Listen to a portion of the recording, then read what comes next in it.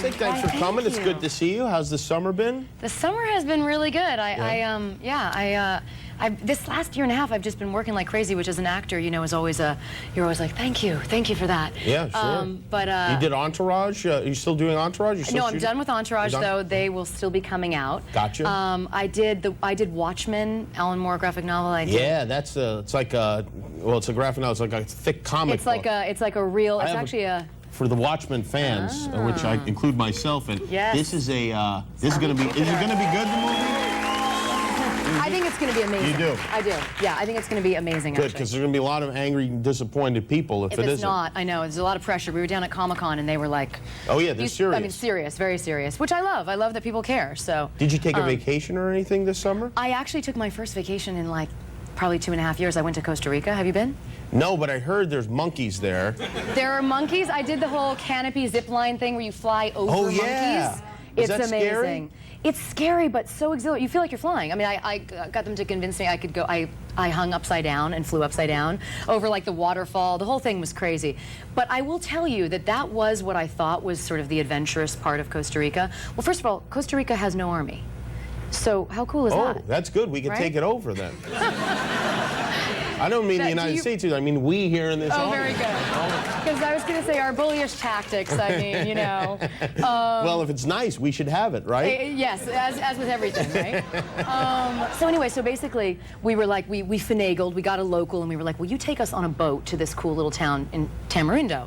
Because the hotel had like catamarans and all these fancy boats. We were like, we don't need that. We want the local experience, right? Okay. So they say, great, absolutely. This is all translated to me, and I'm like, okay, fantastic. We're going to go pick up. We end up on this little fishing boat that's metal with about, it's going to figure in later to my story. Basically, you know, there's lightning storms, thunderstorms, as we know, tropical storms. And this driver who's been fantastic and who has brought along his friend who's very good with the waters, which slightly concerning, but I'm like, okay, good. We're glad we have the guy who's good with the waters. And we're getting back on the boat from Tamarindo, and there are a couple people kind of around, and and the driver's, you know, the driver of the boat says, no, don't worry, I protect you. You know, I'm like, okay, good. And he says, by the way, my name is Jimmy Carter. So I'm like, Jimmy Carter, cool, you know, Jimmy Carter. So I'm like, okay, great. Jimmy Carter is driving the boat. And Jimmy Carter begins to tell me that he is a massive fan. This is all broken up and translated to me. Of a movie that I did where it was a very sad movie, and I couldn't marry the man that I loved. I couldn't go with him, and I'm thinking, God, I've been doing this for a long time, but I can't remember what movie this is. Nothing is ringing a bell. And he's like, I cried. I come to find out after about 20 minutes that it's The Son-in-Law with Pauly Shore. I mean, he has perceived this to be just a tragic drama that has made him cry on several occasions. Yeah, I think it's made Pauly cry too. Well, you know, so that was the beginning of our journey home. So now I love Jimmy Carter, and I want to know much more about him. And we are literally in this beautiful water. We're seeing the sunset, and we see a storm off to the side, which again, we don't think much of because we've had these little tropical storms. That's you, not me, boy, I'll tell you.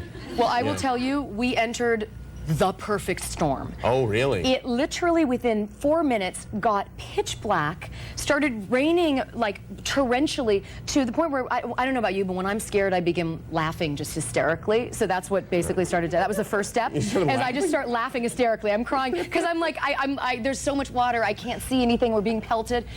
And cut to, though, like about 10 minutes later, it's not funny anymore. We actually cannot see anything. We can't see the rocks. There is lightning, like the end of your desk by the boat. You can smell it. And we're on a metal boat with no lights. Wow. So at this point, my boyfriend and I look at each other and we're like, we have basically made the stupidest decision of our lives. No like, kidding. we have kids, we're in the boat, like we're just terrified? dumb. Well, the kids kind of don't really yet know that it's a life or death experience. Like they're still like, it's an adventure, you know? Meanwhile, we're like, we actually might die. We actually... And did you guys die? Thankfully, because I wouldn't be able to do your show if I had died. Yeah, well, I don't want to ruin the end of the story, so I didn't want to jump ahead. You survived, though. We survived. Basically, we ended up thankful for the lightning because it was the only time we could see the rocks which to drive through. Otherwise, we would be crashing into the rocks. Wow. And at one point, when we were all just, it was sort of seemed like the end, Jimmy Carter said, this is the point when the gringos drop their teacups. Oh, really? At which point I was like, I'm going to just show that I'm going to be a good gringo and not drop the teacup. Basically, I'm not sure what he meant, but I knew that it was bad. Yeah, no, but you didn't drop your teacup. I didn't. I had a bath and a martini, and well, you know. Congratulations on that. I wouldn't have gotten to the bath after that, but I could see the martini. Yeah, exactly. And then you got superpowers from this, right?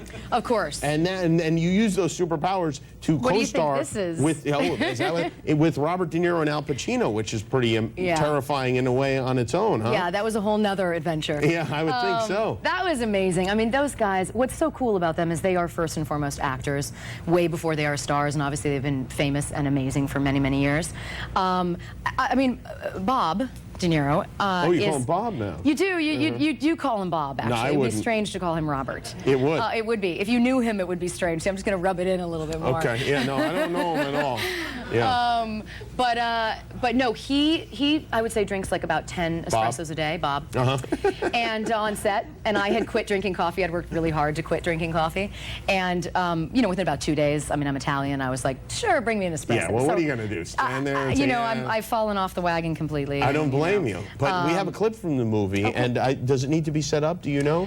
You know, I believe, I think it speaks for itself. It's the three of us, and I think it's better to see it, actually. Okay, let's take a look. Here's a clip from Righteous Kill. Bob is squeezing you. That's pretty cool. Well, congratulations. Carla Gugino, everybody. Righteous Kill is in theaters now. We'll be right back with Good Charlotte.